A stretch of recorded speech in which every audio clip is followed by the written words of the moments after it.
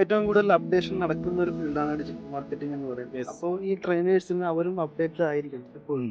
അപ്പോൾ എങ്ങനെയാണ് ഈ CD ആ ഒരു ക്വാളിറ്റി മെയിൻറ്റെയിൻ ചെയ്യുന്നത്? ഒന്ന് കോഡ് ക്യൂബ്സിലെ നമ്മുടെ എല്ലാ ഡിപ്പാർട്ട്മെന്റിന്റെയും TLs CDയുടെ ഓരോ ട്രെയിനിങ് ടീമിന്റെയും TLസും തമ്മിൽ കണക്റ്റഡ് ആണ്.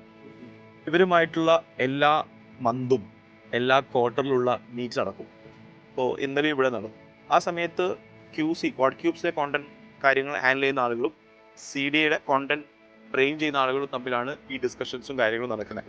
ഇപ്പം ഏജൻസിയിൽ നമ്മൾ ഉപയോഗിക്കുന്ന ടൂളുകൾ, ഏജൻസിയിൽ നമുക്കുണ്ടായിരിക്കുന്ന എക്സ്പീരിയൻസുകൾ, ഏജൻസിയിൽ നമ്മളെ വിന്നിങ് ആയിട്ടുള്ള ആഡ്സുകൾ, ഇതെല്ലാം ഡിസ്കസ് ചെയ്തിട്ടാണ് ട്രെയിനേഴ്സ് പോകുന്നത്. ആൻഡ് ഓൾസോ ഓരോ ട്രെയിനേഴ്സിനും മാൻഡേറ്ററി ആയിട്ടുള്ള പ്രോജക്റ്റ് എക്സ്പോസർ ഉണ്ട്. പ്രോജക്ട്സിൽ വർക്ക് ചെയ്യാത്തിടത്തോളം അല്ലെങ്കിൽ എന്നാണോ നിങ്ങൾ പ്രോജക്ട്സിൽ വർക്ക് ചെയ്യുന്നത് അവസാനിക്കുന്നത്, അന്ന് നിങ്ങൾക്ക് ട്രെയിനിങ്ങിൻ്റെ എലിജിബിലിറ്റി അവസാനിച്ചതാണ് ഞാൻ പറയാനുള്ളത്. അപ്പോൾ പ്രോജക്ട്സും ഏജൻസിയും ഈ പറയുന്ന കൾച്ചറും എക്കോസിസ്റ്റവും ഒരുമിച്ച് ചേരുമ്പോഴാണ് ട്രെയിനിങ് ക്വാളിറ്റിയും അതും ഉറപ്പുവരുന്നത്. ആൻഡ് ഓൾസോ നമ്മൾ ഓരോ പ്രോഗ്രാംസും കണ്ടക്ട് ചെയ്യുമ്പോൾ കുറേ കൂടി സ്ട്രക്ചേർഡ് ആണ് കാര്യങ്ങൾ. എന്ത് Day 1 ചെയ്യണം, Day 2 ചെയ്യണം.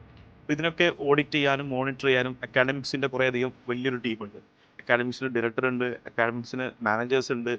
അത് ഓരോന്നിനും സെപ്പറേറ്റ് ആയിട്ടുള്ള മാനേജേഴ്സ് ഉണ്ട്, അഡ്മിൻസ് ഉണ്ട്, മെൻറ്റേഴ്സ് ഉണ്ട്. ഇനി എന്ത് ഇഷ്യൂസും കൺസേൺസും